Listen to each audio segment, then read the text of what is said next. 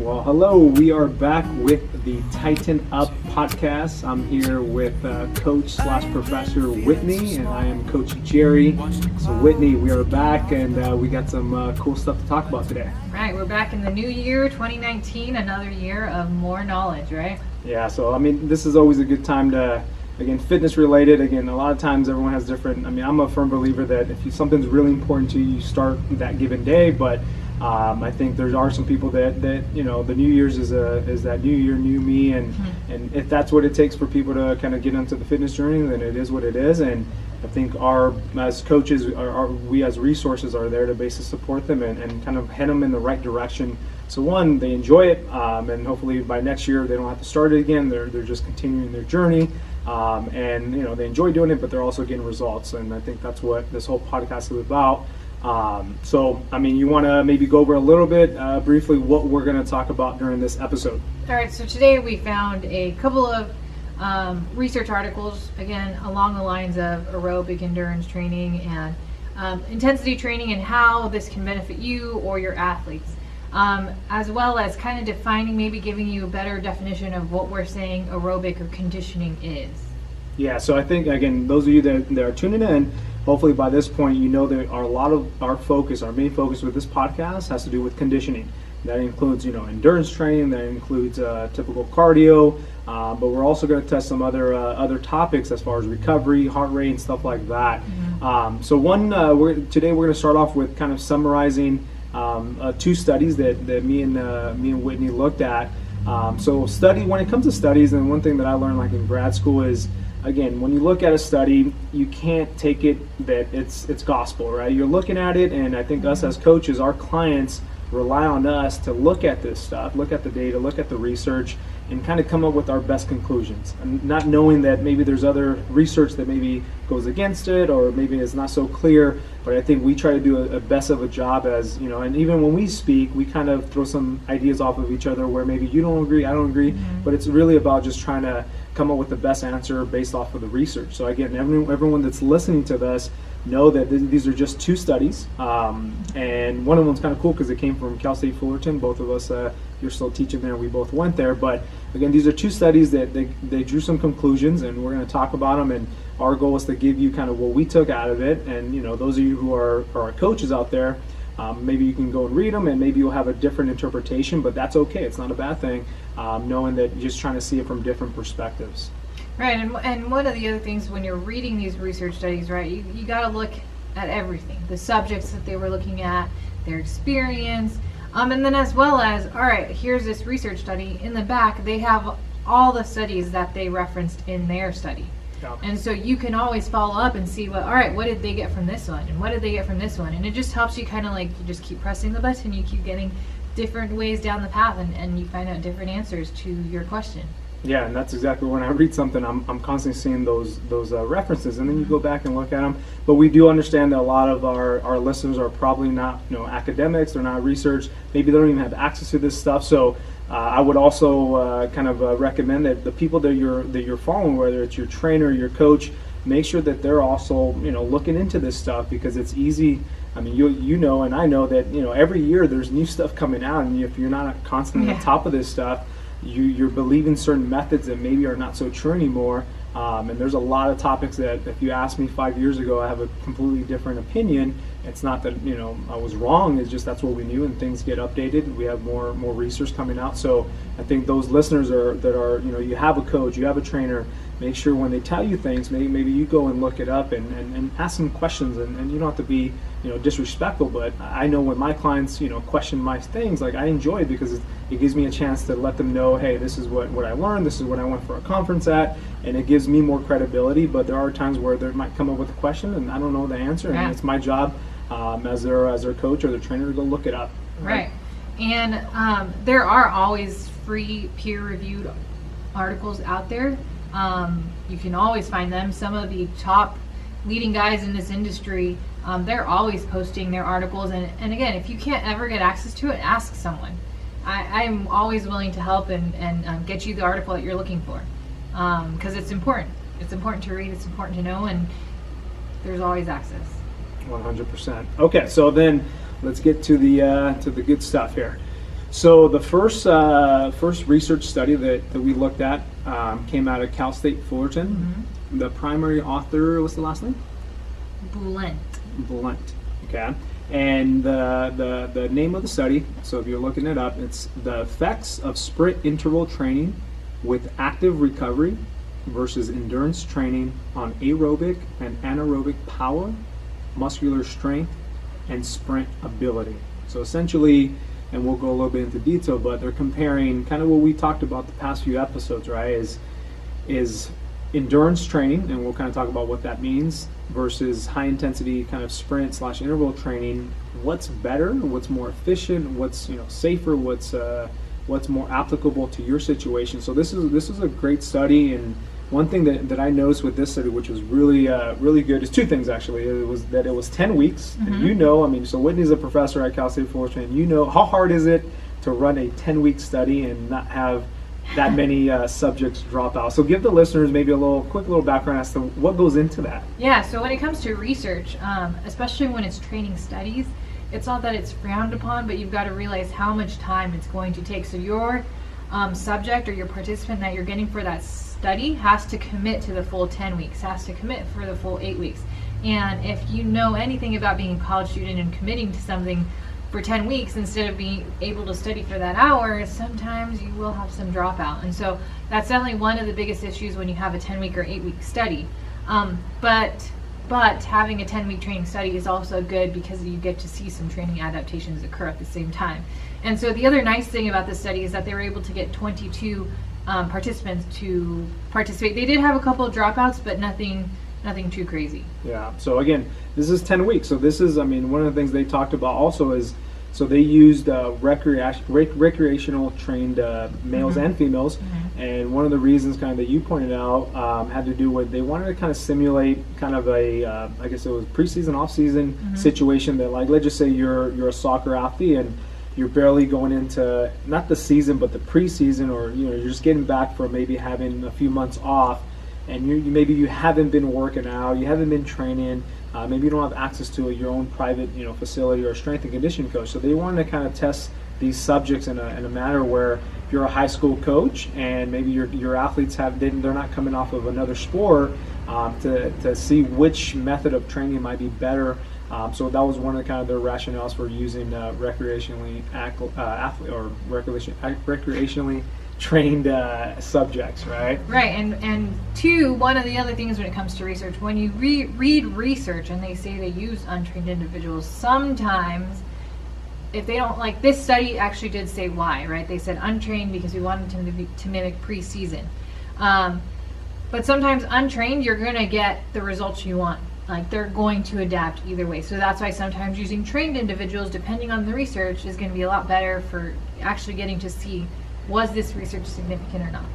So, 100%. But this one, like Coach Jerry said, untrained to mimic preseason, just so that we could see what was going to happen. Yeah, and before we go into the topic, let's kind of maybe touch on that. Like the way I usually, if I'm working with some high school girls in soccer, and my thinking is always, hey, the closer we're away from season, it's a lot more general. It doesn't have to be very specific. It doesn't have to, the intensity doesn't have to match what they're going to work at.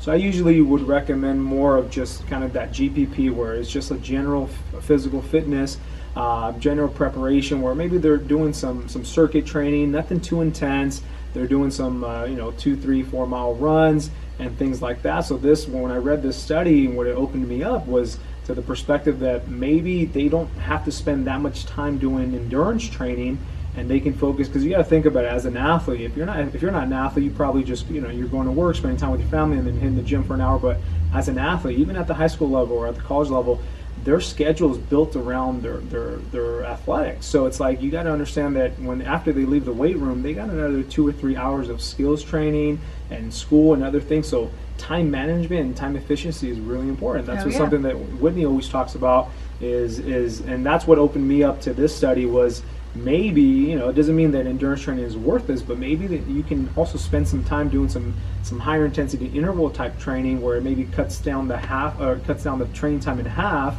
and you might get the same or maybe even better results. And that's what we're going to kind of talk about. Okay, so let's kind of go into maybe the study now. So 10 weeks, recreationally trained subjects, right? And so what were the differences between the two training methods? All right, so the endurance training group, right, they were working about 75% of their VO2 max for 30 minutes. For weeks 5, so over those course of 10 weeks, week 5, they did 35 minutes, and then during week 8, they increased it to 40 minutes. Whereas the sprint interval training group had a 1-to-3 work-rest ratio, so they were working 130 to 150% of their VO2 max, and they sprinted for 200 meters, and then for the following 200 meters, they did active recovery, just walked to the next set of 200 meters, and they did that 200 meters 3 times. Yeah, so if you kind of, from a practical standpoint, so let's just say you're at the track. Some of my athletes, some of my boxers, what they'll do is basically just run laps, right? They'll maybe for 30 minutes, they're just running continuous at a moderate pace. Now, the cool part about this is they basically kind of match them as far as like how much work they were doing, as far as the one group was just running around the track, and the other one, which a lot of athletes do too, and I programmed it where, hey, you're going to sprint as hard as you can, or a certain percentage of your heart rate for X amount of distance, and then the big thing is that active recovery component, right? And we were talking before we got on where, like, when I go and maybe do some stairs workouts, when I get to the top of the stairs, I'm so tired where I basically hunch over and I put my hands on my thighs and I just sit there for like 2 or 3 minutes. Or sometimes I even sit down. And one thing to notice with this paper is they had them continue to walk. Yeah. So sometimes it could be tough because you're just coming off of a hard sprint or whatever it was you were doing.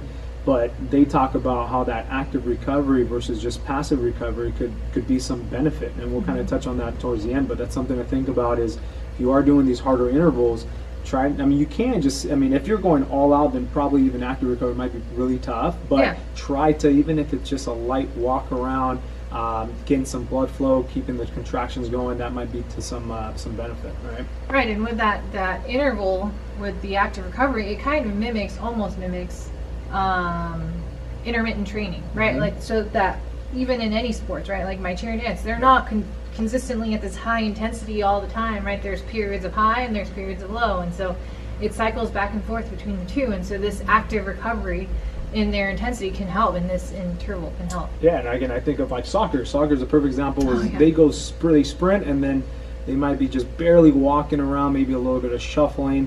So you're spot on. They're not standing around. Yeah, you very rarely see that. 100%. So that's a great point. So that's something to think about. So now, again, Whitney went over kind of what they did after 10 weeks. What were the results? What did they find? So and we were kind of talking about this earlier, was how much of a significant difference was this. But as far as body mass, it was significant for the higher intensity group, which again can be beneficial, right? But when you look at the numbers, what were you saying when you saw the numbers? So again, when it comes to like body mass, or I was looking at the body fat percentages of the before and after. So like my big thing would be, I would think, 10 weeks is somewhat, 2.5 months, a significant amount of time of training. Even though the higher intensity group technically lost more, I think it came out to like a percentage more as a group. So it's still something. But when it comes to that, and they also tested their muscular strength, and they didn't show that significant. So they think that they might have lost a little more body fat, but not necessarily put on muscle. One thing that they told their subjects was they technically shouldn't be training outside of these sessions. But again, when we're giving our practical advice for athletes or general pub, we're also asking them to do some strength training, right? It's not just do this by itself. And that could mean, more enhancement in body composition, stronger, more muscle mass. So something to take away, where even though the higher intensity lost a little bit more body fat percentage, it was pretty small. So when it comes to the body fat, body mass, there was significant, but from a practical standpoint, it was pretty small difference. Small difference. So then they also measured. I think they looked at they looked at their VO2 max. They looked at their muscular strength, and one thing again with the strength, there wasn't a significant difference.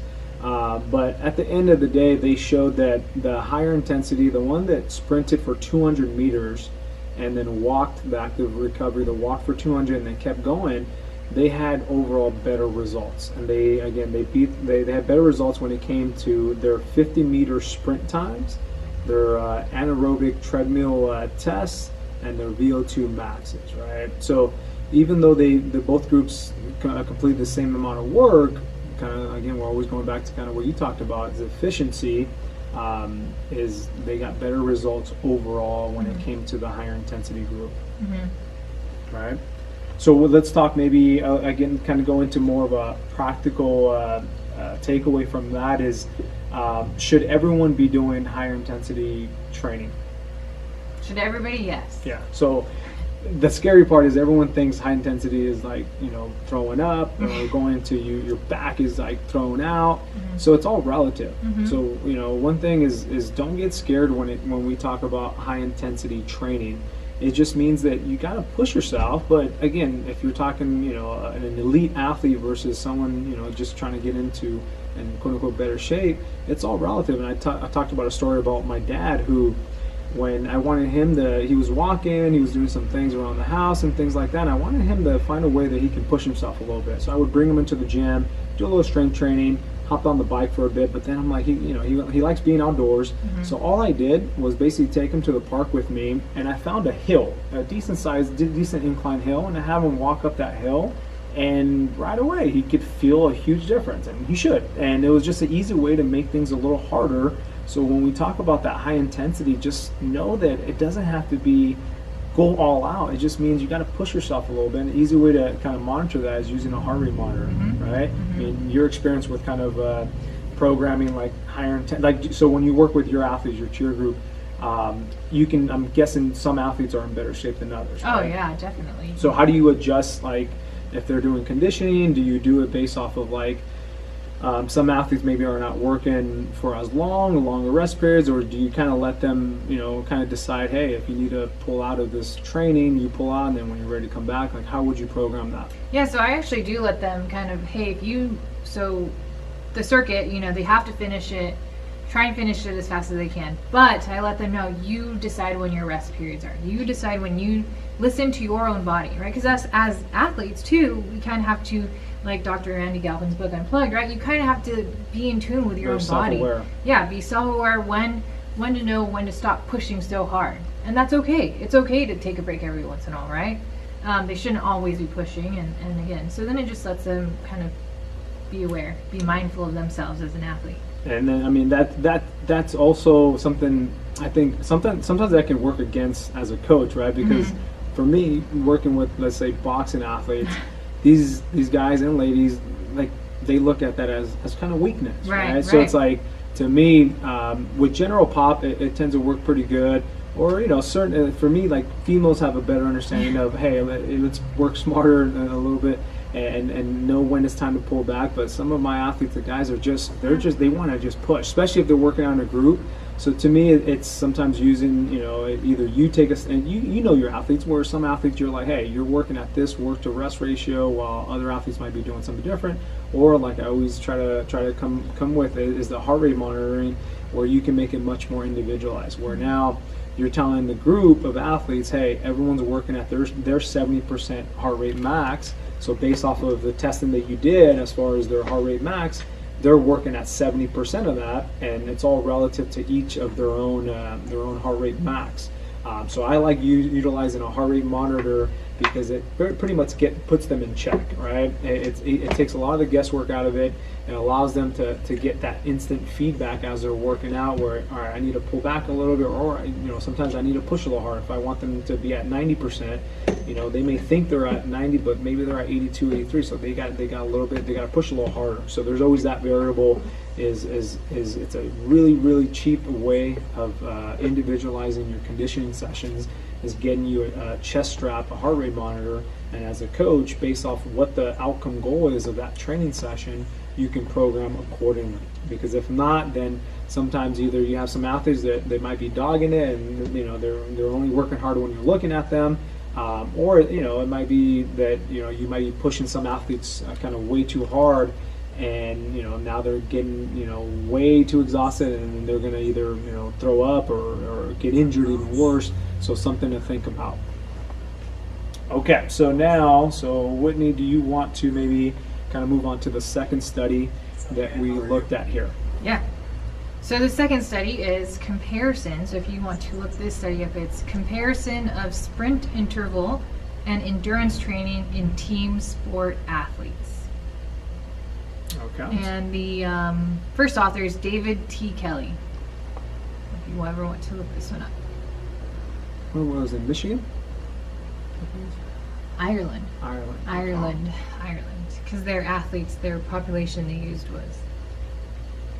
And one thing, I mean, so some of the listeners are going to look at. So one thing I want to distinguish also is the difference between like sprint intervals and high intensity intervals. I used to believe they were the same thing, but they're actually different. Like to me, high intensity is you're working at anywhere from like 85, maybe 90 to 95% of your heart rate max. And like a sprint interval is almost like if you're looking like a RPE scale, that's like a 9 out of 10. And it requires probably more rest period. When you're working at higher intensity intervals, like you can maintain 85, 90% for a decent amount of time. But when it's a sprint interval, and again, I don't know how they classify, but just to me is sprint interval is different than high intensity training. So I think everyone kind of out there should understand that sprint interval is you're going to go as hard as you can, and then you're relatively taking a longer period before you're hitting that next sprint, because it could be that you're focused on maximal speed. And when I work with my athletes on speed training, we do a lot of sprint training, and they want to go right into the next one, not knowing that when we get in their times, every rep they're getting slower. Now it doesn't become sprint training or speed training; it becomes something different. So I think that's something to distinguish, where sprint training is not always the same thing, or in my opinion, is not the same thing as high intensity interval training. Something to think about. So you want to maybe talk a little bit about the study here? Yeah, so their subjects, they looked at 15 male club level Gaelic football players. So they were a little bit more specific in their population, which is good, right? And they performed 3 sessions of the endurance training or the sprint intensity training. Okay. So do you want to talk about the methods of it, or like what the training session consisted of? It was 3 sessions, right? 3 sessions, and it was 2 weeks, right? The total of the study. Yes. So that's something to look at as well. So we just got done talking about another study that was, the length was 10 weeks, right? And this one was 2 weeks. So again, does it mean it's better or worse? I mean, to me, yeah, a longer study is always more valuable, but you can still get some insight into some shorter training periods or training time frames. So this one was 2 weeks. So something to think about when you're listening, kind of when we talk about these studies. So there were 3 sessions of either endurance or sprint interval training. So the key thing is it was 50 meters, correct? 50 meters on a treadmill, working at 75% of their VO2 max. So when it comes to, I think, the VO2 max test, I mean, you're in the lab and things like that. Like, so that's a measure of what? Someone's aerobic capacity. Aerobic capacity. But right? and maybe it's a test worth showing eventually. But the VO2 max. I think that would be. If I'm telling you, I think it would be cool. We can get to Cal State Fullerton and go to the lab and show everyone what it looks like. I don't want to do it. We got to get someone. we got to coach it. We'll get one of my boxes to do it. Yeah, there we go. Right, but it's a very intense. I mean, you got to run on a treadmill, and you have a mask on it's getting the so gases. You're breathing. You're breathing into somewhat it. Restricted, right? Yeah, almost like those masks. But anyways, so it's the gold standard as far as testing aerobic capacity. Okay. But obviously, it's not an easy access everyone has to it. So, and then really quick, we looked up because I was curious about like the. So like you just said, is not everyone has access to a VO2 max, right? You can if you pay for it. There's places that you can pay for, but again, it's not very practical. So one kind of question that I had was, is there any field-based kind of methods or anything that's maybe we can associate? Like I was thinking of heart rate, right? As far as heart rate and VO2 max, like is there any association, correlation, and things like that maybe, if someone has a heart rate monitor, where can we kind of maybe work at that's somewhat specific to according to VO2 max. You found it, right? Right. So they were saying in that study they were working at 75% of their VO2 max. So ACSM, American College of Sports Medicine, says that 60% of your VO2 max corresponds with a heart rate that is 75% of your max. So one of the things is you have to find out what your training heart rate is. So there's some calculations involved that you can do to figure out your training max, incorporating your age or your resting heart rate. So resting heart rate is something that you need to calculate on your own, and then you just plug it into these equations to figure out, what your maximum training heart rate will be for a certain zone range. Yeah. So again, you can go online and find this information out, but it's just, again, it's heart rate. It's not going to be spot on with your VO2 max. You got to go get tested, but it's something that you can track and you can fairly do it on your own. You just need a $50-$100 heart rate monitor and you're good. Yeah.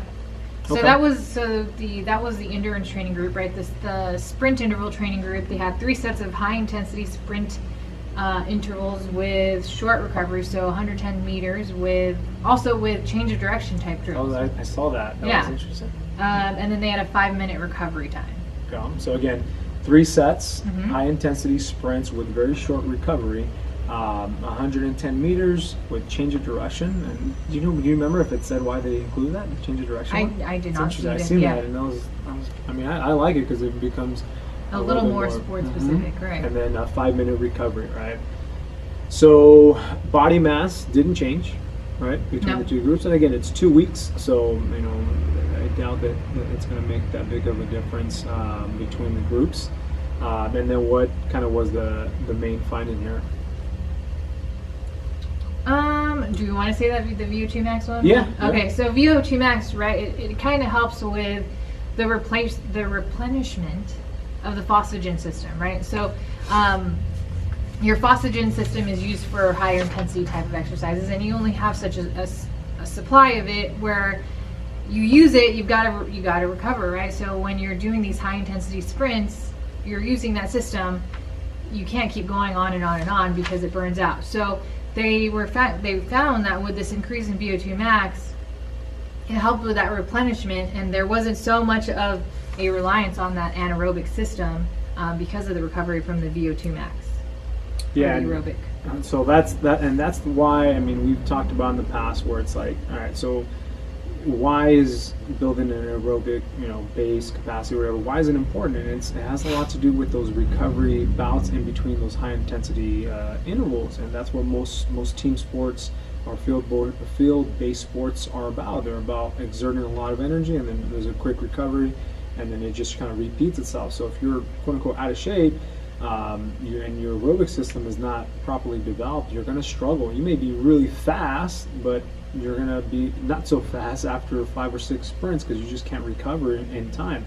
But again, I think this study is even though it's 2 weeks, they found that the higher intensity had better improvements from their testing, and that's in 2 weeks. So that's just telling me that, again, like how we talked about that. And one thing that they talked about and they made a point about was the time efficiency, right? And that's something that I can't stress that you continue to push. And it's so true that when you're working with athletes, you are very time constrained. You have a lot of time constraints, and time is you can either spend it on an hour of jogging, or you can spend it on 25 minutes of some conditioning, some interval type training, maybe some core work, a little bit of strength training, plyos, whatever you want, you can throw in there within that one given hour. And this study was again it backs up the first one we talked about, where you're getting similar if not better results doing the higher intensity type training in less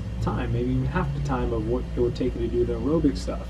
Now that leads me to kind of some of the things that I've gotten some feedback from was like, what do you mean by aerobic training? What does that mean? And most people will think that aerobic training is you got to go and run for miles and miles. Yeah, a lot of miles. Maybe to me, most clients think it's like at least an hour. That if you're not doing less than that, it's not aerobic somehow. But that's the perception, is you just got to do an hour, even more, 10 miles, whatever it is. And again, that's not aerobic. It is aerobic training, but it's not necessarily what most athletes should be doing. Like if I think of a baseball player, they shouldn't be running, probably more than, I don't know, 3 miles at a time. I still think that's pushing it, Yeah. but they should be doing more of the interval type stuff. Maybe when they're completely out of season, just to keep them in shape. Maybe they're going on elliptical, on a treadmill, maybe doing some pool work. Not something that's super intense. And then as they get into in-season or preseason, they're doing more hill sprints, more high intensity, very short duration, but they're getting the same adaptations as you would doing, longer steady state aerobic training, right? Right. What are your thoughts on kind of so if you had to give a recommendation, like what would you talk, so people that are listening, if they want to build their aerobic system, their aerobic capacity, their aerobic base, and they're, fairly new to exercise, what would you recommend? Right, so we're going to follow some guidelines, again, using American College of Sport Medicine. It's pretty used by most professionals, right? So what they suggest is that for moderate intensity, adults should be getting about 150 minutes per week. Okay. Per week, right? 150 minutes per week. So it doesn't mean one day is just 150 minutes of long aerobic intensity endurance. You can break it up 30 to 60 minutes, right, of moderate intensity throughout the week, or you can go 20 to 60 minutes for 3 times a week, but a little bit higher intensity, so vigorous type of intensity. So it just depends. It's going to depend on you. It's going to depend on what you have time for in your schedule. But I think that breaking it up, right, doesn't put so much pressure on you, for one. Mm-hmm. Gives you that little bit of variation, right? You don't get bored at just doing 30 minutes of the same type of intensity. You can change it up. And so now we know that what the time is, right?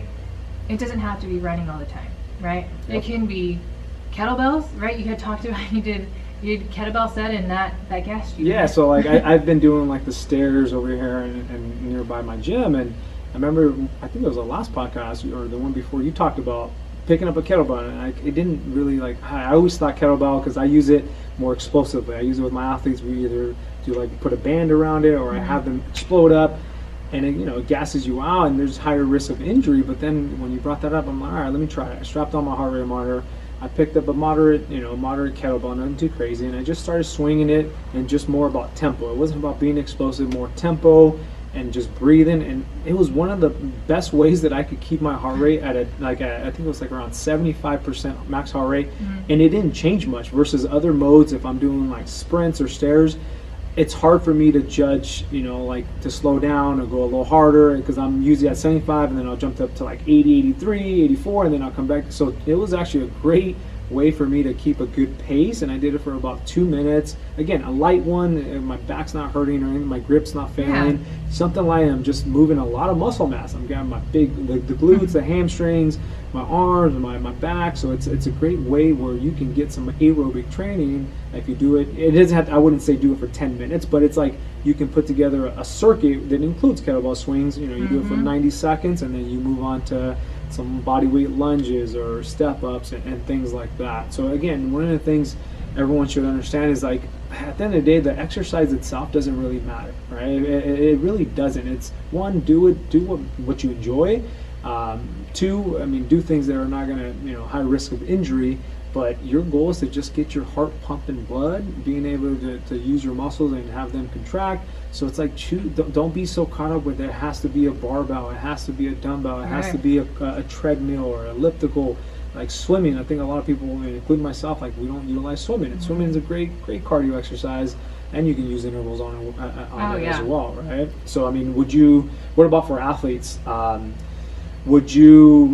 big thing is anytime we're doing higher intensity, I try to minimize risk. Yes, that's exactly what way I was going to go. It's about making sure that what they're doing is the risk versus reward there. Well, that's with, again, just to be clear, that's with clients as well. So it's not clients we have high risk versus athletes, but I think it's just because athletes have to get to a certain threshold where they're pushing. They got to be at high thresholds as far as their intensity, where general pop, we can bring down the intensity, and it's not that we're not trying to have them not be at a high risk. It's just a little bit different. And with athletes, we're pushing those levels of high intensity, 90, 95, even close to 100. So that's where we're talking about minimizing the risk. Right, and that's what it is, because first one on the chopping block is always going to be the strength coach, right? Mhm. And so it's always about, you got to think about your athletes at the end of the day and what you're doing. So yeah, it comes down to deciding, all right, what can they do? And when it comes to, like, you know, a lot of these studies, they use sprint training, and it's just one of those things that I don't know. Like, I'm not a big with athletes or even general pop. I don't like going on the track and sprinting, because a lot of it is just people don't know how to sprint. Yeah, They don't know how all it takes is that one heel strike and the hamstring gets blown out, or Achilles have issues. So it's like, again, don't get caught up if, you know, your trainer or coach or maybe your online thing says you have to go sprint. You can choose anything else as long as maybe you're wearing a heart rate monitor and you're trying to exercise at a certain intensity. You're getting almost the same adaptations from a general kind of fitness standpoint. Now, if you're a sprinter, different story. You're probably going to have to sprint. You're going to have to, if you're doing certain, you know, if you're doing an event, you have to climb stairs. You're probably going to have to climb stairs. So there is some specificity, but for the most part, if you're just trying to get some aerobic fitness, like, choose whatever you want. And you know, the more muscle, the better, and strap on a heart rate monitor, and your goal is not to go super high intensity. Keep it at a moderate pace. And one thing I think we'll do a video on, people have been asking how to test their max heart rate. So again, I don't want to do it. You probably don't want to do it. So again, athletes, any volunteers, you're more than welcome to come on down. Yeah. But we'll show you how to test your max heart rate, because a lot of times it's based off of that 220 minus your age, and kind of we know that there's a lot of variability with that, as far as just kind of you're older and you're in great shape, it's going to give you way too low of a score. So that's something to think about as well. Okay. Yeah, and like, it doesn't even have to be there. You don't need equipment involved. Right now, I'm going through a whole conditioning phase, you know, shredding for the wedding. So, but what I'm doing is some body weight stuff, and so I've challenged a couple people, and they've told me how it worked out for them. But basically, it's a squat. It's a 2-to-1 squat. So it's 2 squats, 2 box squats, and then a squat jump. Nice. And I did it for two minutes straight, and I think about a minute in, I was huffing and puffing already. That's no weight. That's just my own body weight, right? And I had someone else message me, and they said I was already gassed at 30 seconds. So, and that just shows you too. Every individual is different.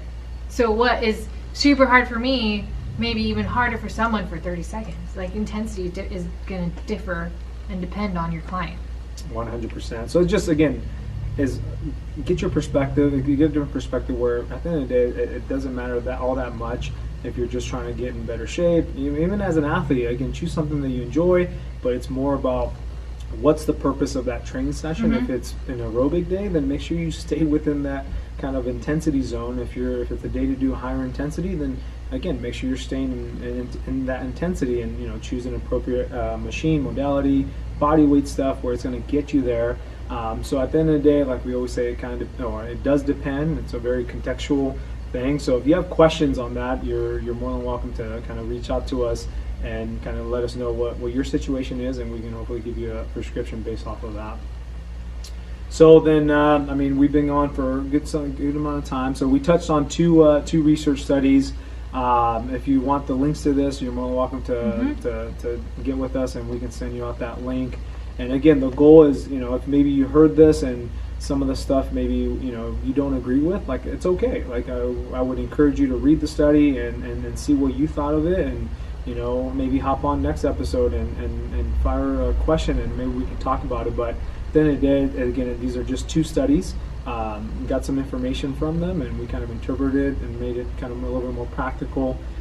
So we're more than welcome for some feedback from every one of the listeners to read it and see what you all thought of it. Okay, so we are going to wrap up Tighten Up Podcast. So I am Coach Jerry. You can find me on Instagram at Coach_Jerry with a J _ at the end, and my co-host. So I'm Coach or Professor Whitney, and you can find me at Big Ass Muscles. Wait, what was that? Big Ass Muscles. Okay, so that's pretty simple to find. I'm sure you're probably the only one out there with that one. Yeah. So again, we're wrapping it up. We'll be back again next week. Again, thank you all for taking the time to listen to this episode. Again, you can find it on YouTube, and it's going to be very soon out on all the platforms from a podcast perspective. And again, thank you all for listening. I know everyone's busy, and just taking the time to hop on and just being open to getting this information. We can't thank you enough, and we greatly appreciate it. All right, we are out. No, nothing can break me.